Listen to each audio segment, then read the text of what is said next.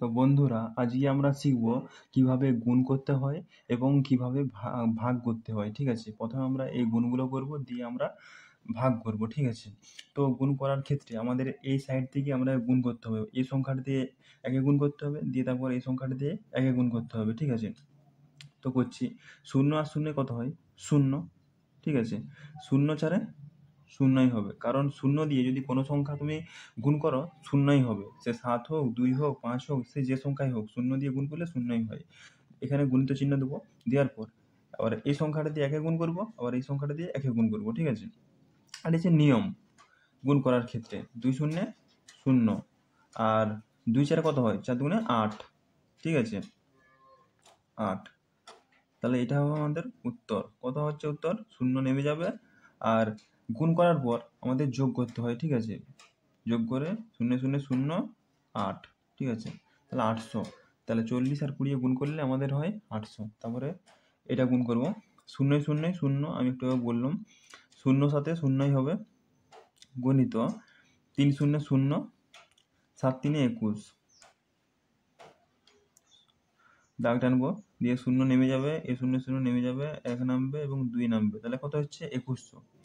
আমরা এটা করব 0 5 শূন্যই হবে, 0 2 শূন্য হবে, গুণিত চিহ্ন 1 5 5, 1 2 2, তাহলে কত হচ্ছে? উত্তর 250। ঠিক আছে, তারপর এটা করবো, এটা তো সহজ, 3 8 24। ঠিক আছে, এটা সহজ, 3 8 24। বুঝতে পেরেছো তো? তো বন্ধুরা, এবার আমরা ভাগ করব। ভাগ করার পদ্ধতি কি? এখানে দেখো 20 দিয়ে 40কে ভাগ করতে বলা হয়েছে। তো 20 ঘর নাম দেখে 20 কে 20, 20 দুগুণে 40। ঠিক আছে, 20 দুগুণে 40 হয়, তাহলে উত্তর মিলে গেল। আমাদের উত্তর কত হলো? 2। এটাকে ভাজ্য বলে। ঠিক আছে, যাকে ভাগ করা যায় সেটা ভাজ্য, এটা ভাজক, এটা ভাগফল, আর নিচে যদি কিছু বেরাতো সেটা হচ্ছে ভাগশেষ। ঠিক আছে, তারপর এই ভাগটা করব তোমার 3 1 3। ঠিক আছে, আর 3 1 3, এখানে 3 3 মিলে যাবে, কিছু লিখবো না। ঠিক আছে, শূন্যটা নেমে যাবে। এবার শূন্য হয়ে কাটার কীভাবে কাটবো? শূন্য দিয়ে কাটবো, 3 0 0। ঠিক আছে, এখানেও আমাদের এখানে কিছু বেরায়নি নিচে। ঠিক আছে, ভাগফল কত বেরিয়েছে? 10। ঠিক আছে, এবারে 7 দিয়ে 70কে ভাগ করব, তোমার 7 1 7। ঠিক আছে, 7 1 7, শূন্য সাথে সাথে কিছু হবে না, লিখবো না, এখানে শূন্যটা নেমে যাবে, 7 0 0। ঠিক আছে, আমার কত বেরাচ্ছে? 10। তাহলে এখানেও অবশিষ্ট কিছু বেরায়নি,